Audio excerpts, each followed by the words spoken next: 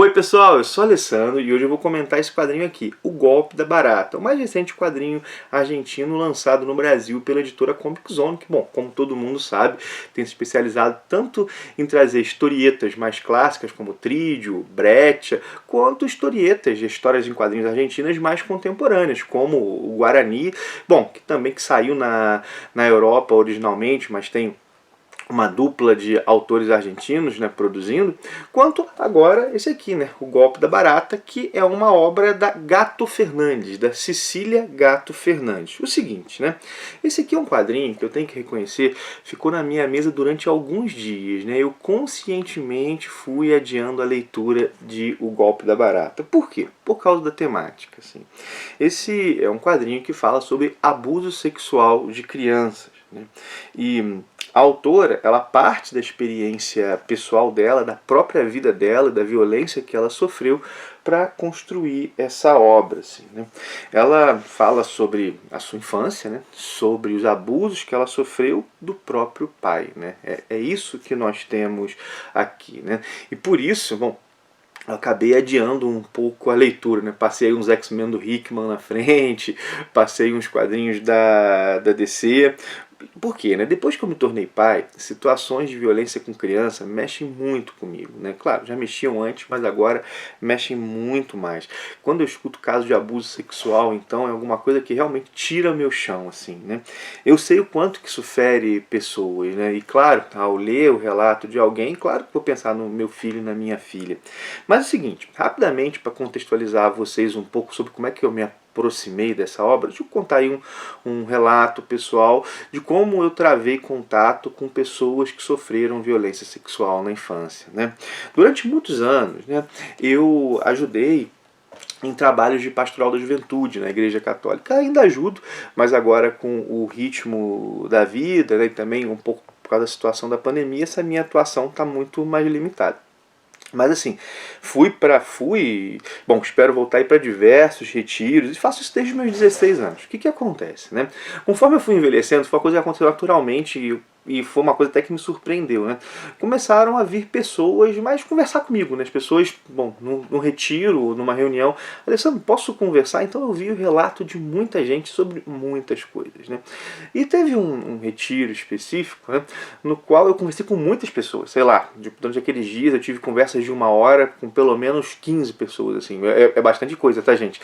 Sei que não parece tanto, mas você sentar, ouvir em profundidade as pessoas, e eu lembro que naquele retiro eu ouvi muitos relatos, nessas 15 pessoas, de pessoas que tinham sofrido abuso na infância, né? Muitas, assim, a maior parte era já, assim, ou adolescentes, já chegando aos 18 anos, ou pessoas mais velhas, mas diversas pessoas me contaram, e foram muitos casos, inclusive alguns casos de pessoas próximas, que eu convivia há muitos anos e não sabia que tinha sofrido aquilo, né? Então, durante aqueles dias eu ouvi vários relatos assim. Aquilo mexeu muito comigo, né? Assim, aquilo mexeu muito comigo. Eu lembro quando eu cheguei em casa, no domingo, depois de tudo ter acabado, não lembro se foi bem um domingo, né? Não lembro se foi um carnaval, mas de todo modo, assim, eu lembro que eu cheguei em casa e eu chorava convulsivamente, pensando em toda a dor que aquelas pessoas tinham passado, assim, né? E eu depois, assim, nessa mesma época, assim, né, dando aula na universidade, também fui procurado por alunos que me contaram situações desse tipo.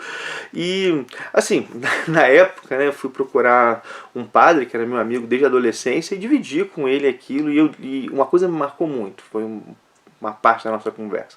Eu disse assim, padre, eu não tinha noção do quanto que isso era comum. Eu lembro que ele abaixou a cabeça, assim, e ele falou, meu filho, você continua não tendo, assim, né? E, bom, todo acompanhamento que ele fez com inúmeras pessoas que passaram por isso, né? Então, assim, ouvindo o relato, olho no olho dessas pessoas, a gente sabe quanta dor tem nisso, né? Bom, uma descoberta, infelizmente, né? Não infelizmente descoberta, mas infelizmente isso acontecer, que isso não é algo distante, né? Infelizmente é algo próximo de todos nós, é algo que deixa marcas muito profundas, assim, muito profundas, né? Eu contei isso para vocês, assim, bom, vez por outra tem que contar alguma coisa desse tipo para dizer como é que eu me aproximo do quadrinho, né? A Gato Fernandes, ela constrói a história de modo assim muito bom, assim, né? Deixa eu mostrar os desenhos dela para vocês enquanto eu falo. A violência está presente ali, a gente inclusive vê isso, assim, né?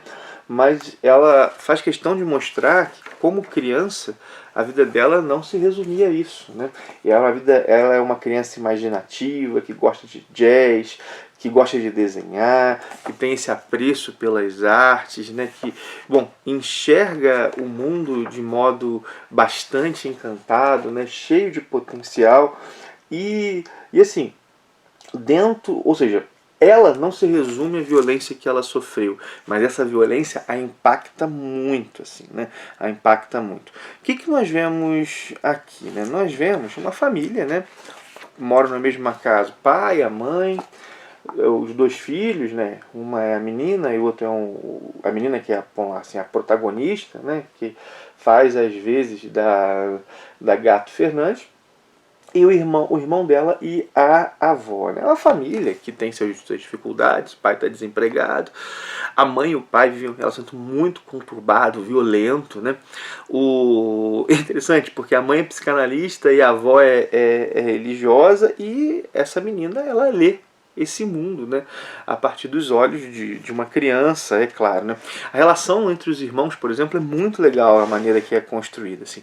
Mas há bom, diante de todas as dificuldades e imperfeições que há numa família, né, de problemas graves, inclusive, desse relacionamento conturbado dos pais, há uma sombra maior de todas, né, que é o pai. Assim, né? O pai que se aproxima escondido para abusar da garota, para tocar nas partes íntimas, para deitar em cima dela.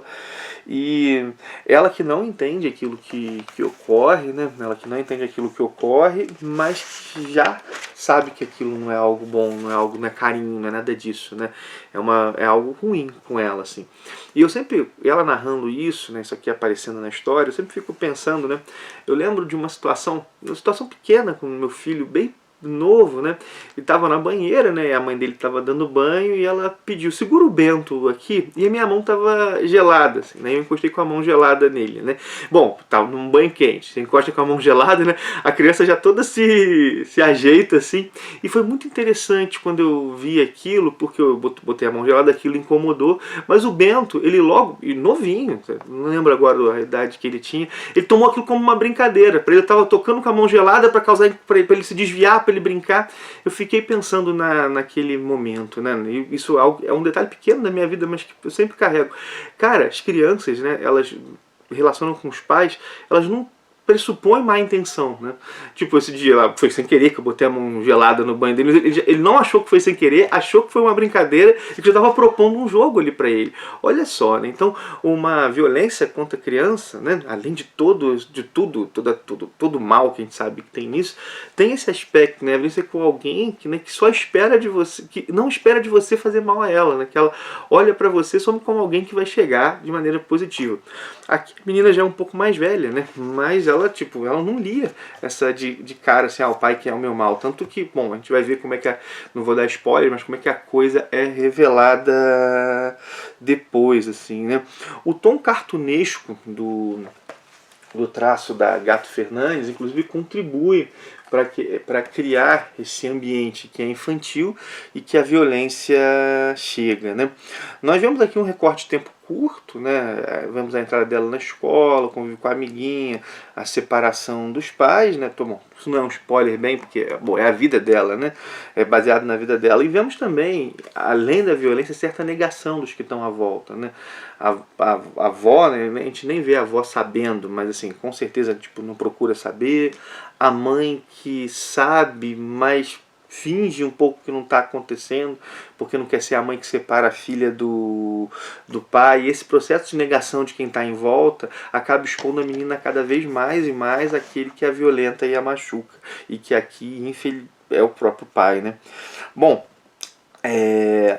ou seja, ela acaba entrando em situações de abuso maior ainda por isso, né? Porque não ter aqueles que ao ver a situação buscam afastá-la disso. Né? A trama, né, ela não vai avançar além da infância da menina, né? Mas ela mostra como é que aquela ferida, né, é algo que a menina a partir de então teve que lutar. A partir de então teve que lutar e vai ter que lutar a vida inteira. Né? No texto de encerramento, a autora ela tem um textozinho ao final, deixa eu mostrar para vocês, no qual ela fala sobre o quadrinho, um texto curto, né? E ela fala sobre como é que ela teve que enfrentar depressão, ataques de pânico, né? Ou seja, feridas profundas por causa disso, né? E ela fala também como é que ela transformou essa dor em arte, né? Como é que ela transformou essa dor em arte, como é que a arte foi fundamental para ela lidar com isso tudo. Repara, não tira a dor dela, mas é algo que o fazer arte ajuda a processar. E, como eu falei, né? Aqui ela transformou sua dor em arte e a sua arte é um aviso, né? O golpe da barata é isso, né? É a dor transformada em arte, uma arte como um aviso, assim. Um detalhe que acho que vale mencionar também, a relação com Deus da menina é muito bonita. Ela encontra Deus no bidê e ela conversa com Deus no bidê bem bonita, né? Enfim, minha gente, esse é um quadrinho, sendo muito sincero, que eu gostaria que não existisse. Esse é um quadrinho que não deveria existir. A Cecília, ela não deveria ter passado por isso para transformar sua dor em arte, né? Ela devia transformar os sonhos dela em arte, assim, né? Claro, bom, sofrimentos, bom, alguma coisa de sofrimento a gente vai ter, mas não esse tipo de sofrimento, né? Esse é o tipo de coisa que nenhuma criança deveria passar, né? Nenhuma criança deveria passar. Esse tipo de matéria-prima para quadrinhos baseados em fatos reais, ele não deveria existir. É o tipo de coisa, né? Esse quadrinho é um quadrinho que eu queria que não existisse. Por melhor que ele seja, eu queria que ele não existisse, né? Porque eu queria que a realidade pela qual a menina passou não tivesse ocorrido. Mas é o seguinte, já que infelizmente esse tipo de coisa ocorre, é importante que obras como essa venham ao lume. É importante que obras como essa apareçam, né, e deem visibilidade à dor dessas pessoas, né, e deem visibilidade a essa situação, né, para que a gente, como indivíduos e como sociedade, possamos fazer algo melhor aí por nossas crianças, né, algo que tem muito isso comigo como pai, né. Eu sempre me importar com o destino do mundo, a gente sempre se importa, né? Mas depois que eu me tornei pai e saber que meu filho e minha filha estão em situação de ser expostos a sofrimentos e violências desse tipo, me faz querer fazer algo mais por esse mundo, né? E obras como essa são importantes para que, bom, toque ali na ferida, né? E a gente, bom, olha só, né? Tem esse tipo de coisa acontece e não está longe. Enfim, minha gente, eu não tenho mais muito o que dizer. Divido aqui com vocês um pouco o meu olhar, né? Não é uma coisa que não tem como só dizer o quadrinho é bom ou ruim, né? Porque o quadrinho é muito bom, mas toca em algo que é terrível, né, minha gente? Bom, é isso. Assim, acho que se eu falar mais do que isso, eu vou começar a girar em torno do próprio rabo, né? Bom, é o quadrinho mais relevante da Comic Zone, na minha opinião, né? A Comic Zone tem um catálogo que eu gosto muito, um catálogo que eu acho muito bom, né? Mas esse aqui, em termos de questão trabalhada e de expor certa questão, eu acho o quadrinho mais relevante da editora. Bom, minha gente, vou parando então. Bom, aquele finalzinho você já sabe, né? Até é ruim fazer jabá no final de um vídeo como esse, mas curte, comenta, compartilha, tem link da Amazon aí, caso alguém tenha interesse eu vou deixar o link também pro golpe da barata, caso alguém queira ler, queira, sei lá, presentear, queira mostrar, né? Não sei lá, né? O link vai estar aí. Bom, é isso, valeu por ter assistido, um abração e até o próximo vídeo.